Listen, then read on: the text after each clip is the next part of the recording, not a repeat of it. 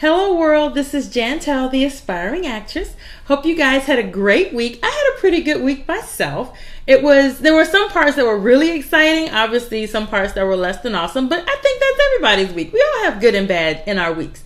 So the good stuff, I will tell you guys about that. So first and foremost, I had an audition on Friday. I so meant to post photos to Instagram. I totally meant to put something, put some stuff out there before it happened. But it was kind of a quick situation and I was nervous. So I forgot to do a lot of stuff, but I'll tell you all about it. So I started off, it was an audition or it was a part in a commercial. And I was very excited because it's a commercial. It's going to be on TV, on like a national station. I was so excited about it. And so I submitted myself. This was not something that my talent agent found me. I think I've told you guys before, there are certain websites that I check out. And so I was able to, I saw that they were going to be filming here in Richmond, which meant I could do an in-person audition versus self-tape or have to drive who knows where to do an audition. It was going to be, right here in Richmond. So I was very excited about that. So I went ahead and submitted myself.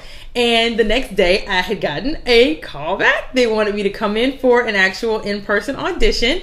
And they told me nothing about what exactly I would be doing other than there were two parts that they were considering me for. And they wanted me to, both parts had something to do with, business, like a business person or that type of thing. So there were a couple of things that I learned at this audition that were very, very good things to know for the future. So what I watched, when I watched YouTube videos about what to do for an audition, a couple of things that they suggested was that you should dress kind of in a way that kind of speaks a little bit to whatever part you're auditioning for. I mean, obviously you don't want to come in full costume if you're, a 17th century person or whatever. You don't come in full costume, but you may wear a linen shirt or you may wear a muted tone because they didn't necessarily have dyes with hot pink and bright green back in the day. So you kind of wear something that speaks to it, but don't go all crazy. Don't go all out. So since both of the characters that they wanted me to audition for were business types, I had on a shirt, solid color shirt, dress slacks, and heels. And so I went to the audition and I observed the other people that were there. Couple of things I hadn't thought about. Number one, my height. Okay, so as my acting coach put it, and again, I just hadn't thought about it quite this way, but a casting director receives a headshot. So this is all they see of you. Basically what you guys are able to see right now is a headshot. Okay, so the casting director sees a picture of me and all this is all they see. So they have no real idea. I mean, it's on your resume, but if all they see is your headshot, they don't know how high that head is off the ground. They don't know what the voice sounds like coming out of that head. They don't know what your body looks like below that head. All they see is your face. And so I'm excited that the face is enough to get people to want me to come in to audition. But when I come in and I'm 5'8", almost 5'9", and then I have on 4-inch heels, I mean, how many 6'1" women, are walking around that's a lot. It's unusual. That's not a bad thing to be unusual, but you want to be as versatile as possible. You want to give a casting director the fewest things to say no to. And one thing, if you walk in and you're, Amazon, 6 foot tall, 6'1", I was the tallest person. There was only 3 of us there that were auditioning at that particular moment. Me, one other girl, and one guy. And so the 3 of us walk in. I'm the tallest one. I'm taller than the guy. They've got to adjust the camera and everything else.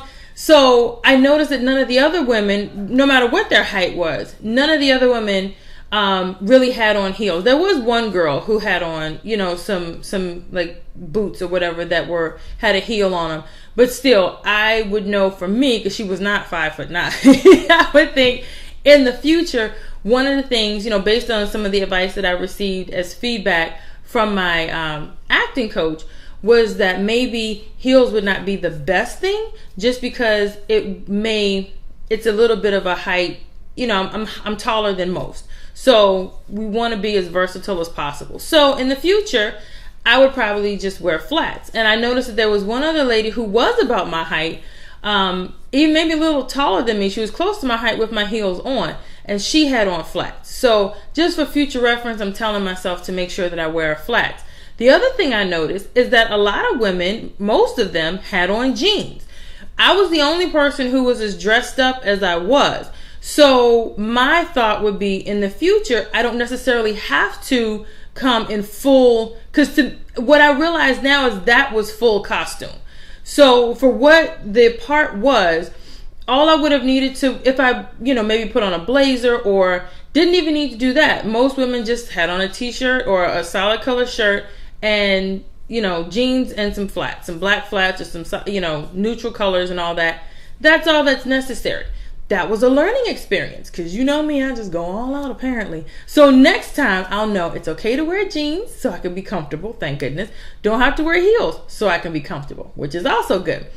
One other thing is that I wear glasses, and I don't even think about it because I've had glasses since the beginning. I mean, I walked into kindergarten with glasses. I've had glasses for as long as I remember being alive. So they're just a part of my face. Even when I look at myself without glasses, I feel a little funny because it just doesn't look right. It's not my face. I wear glasses.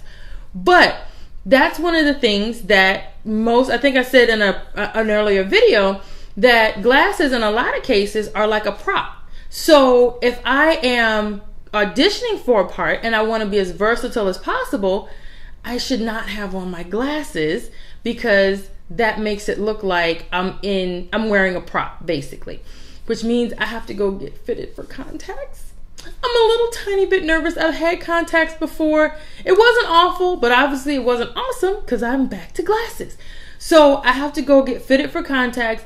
Even if I only wear them when I go to auditions, I need to make sure that I have them, because I remember to tell myself, you're going to need to take your glasses off. You don't want to wear your glasses when you go to this audition. So I took the time to go to pull my eyeglass case, put that in my purse. I had, some makeup to touch up where the nose pads hit the nose pads from the glasses hit my nose. I was going to touch that up and do all that before I went into the audition and not have on my glasses. But I got so nervous when she called my name that I totally forgot. She called me and two other people. I told you, one girl and one guy. And I was like, okay. She said, you guys are going to be next. She said, look over this particular scene. And that was it. That was all I could think about. I got so nervous. I forgot to take my glasses off. I didn't drink any water. My throat was all dry. It was a mess. But I went in there and it was fun. We had a chance to pantomime, which, remember, my very first acting class was pantomime. So that was pretty cool. And then, so I knew how to do that, but we had to act out a scene, and it was a learning experience. I was not cast this particular time, but at least I know for the future a couple of things that I can do, or a couple of ways that I can present myself that may make the outcome a little bit different in the future. So I'm looking forward to that opportunity. So I'll keep you guys posted on that. So right now I want to talk about the thing that I would tell my 19-year-old self. And what I would tell my 19-year-old self has to do with taking control of my own life. If I had been thinking about it this way, I guess, when I was 19 years old, most of my life, I'll just put it like this, most of my life, I've allowed other people to make a lot of decisions for me. Whether I was happy with that decision or not, I just went along with it because, I assumed everybody knew what was best for me. Everyone other than me knew what was best for me.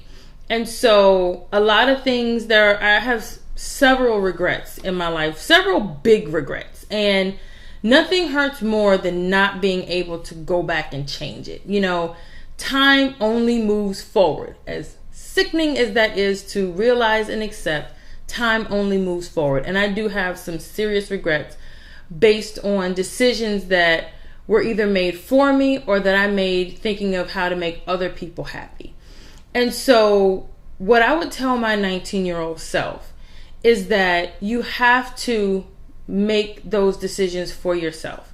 Because when you look back on life with regret, it's painful. It's extremely, extremely painful. And it takes a lot. It is taking me a lot to move past those feelings of regret. And so I want to, now I'm taking the time or taking the opportunities to take control of the things that I want, being upfront with people, telling people how I feel, telling people what I want or what I need. And the fascinating thing is, because this happened to me just this week, a very, very similar situation, or this exact situation. There was something happening that I was not happy with. And under normal circumstances, I would just let it happen because, I'm supposed to be learning from this person. I'm in a class. They're supposed to be, the authority. And so I was just going with it. I was not happy about it. And true to form, this is my pattern. Something happens, I'm not happy with it, or, whatever, whether I paid for a service, in this case, paid for classes or paid for whatever, and I'm not happy with it, I still wouldn't say anything. I would just let it be how it was, talk about it behind the scenes, but never tell the person who could change it that there was an issue.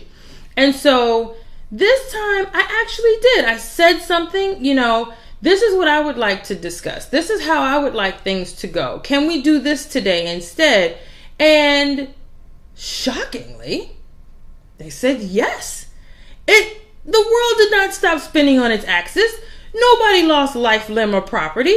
But I felt so much better because I'd spoken up. And I know that's a small thing to most people, but to me, it was a personal victory. I had taken the opportunity at the moment that it was necessary to speak up and let someone know what I needed from the situation, and they complied. It wasn't confrontational. There was no anger. There was no negativity. It was just, hey, this is what I need. Can we make this happen instead? It was an epiphany. I promise you, it was an epiphany. So I just wish my 19-year-old self knew that this isn't something I'm learning now, that at 19 I had known it's okay to speak up and say what you want and say what you need, because in the long run, you're the only one who has to live with you. You're the one that's going to have to live with those regrets. Nobody else is going to feel the regret that you feel by allowing someone else to have controlled these decisions and may have this much control over your life or your emotions or whatever. You're the only one that's going to be hurt or, adversely affected by this. So don't live with the regret. Do it now and make sure, you speak up and you take control of those moments so that you can have what you need out of the situation. So that's what I would tell my 19-year-old self.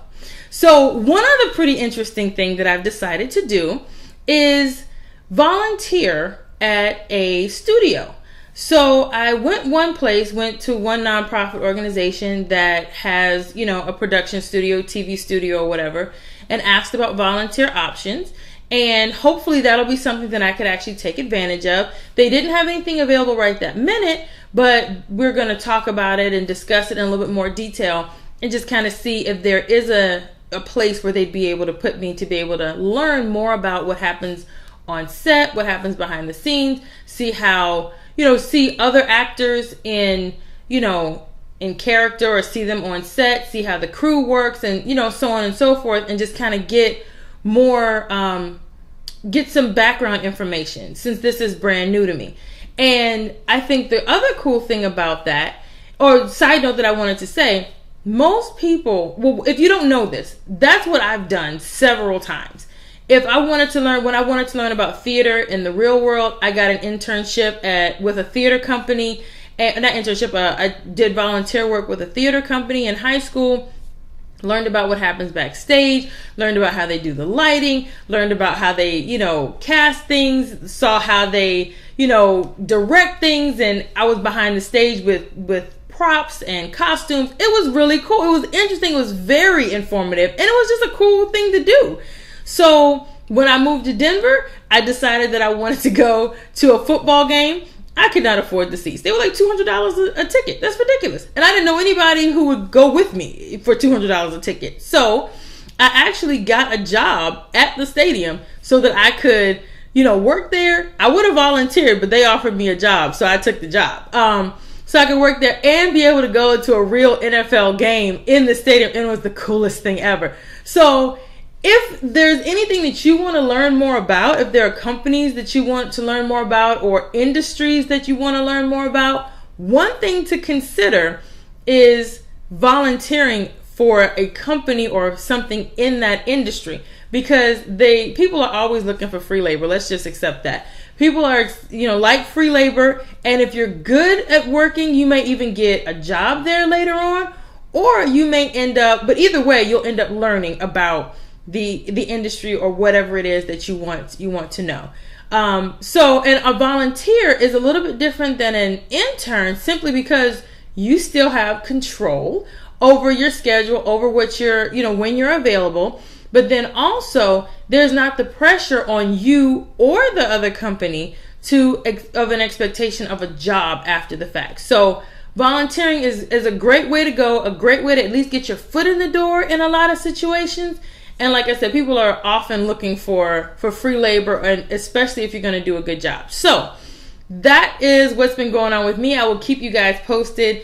If I'm able to actually get in on set and start helping out with some things, or kind of see how that works. But things are moving right along. I'll keep you posted on other auditions that I have coming up.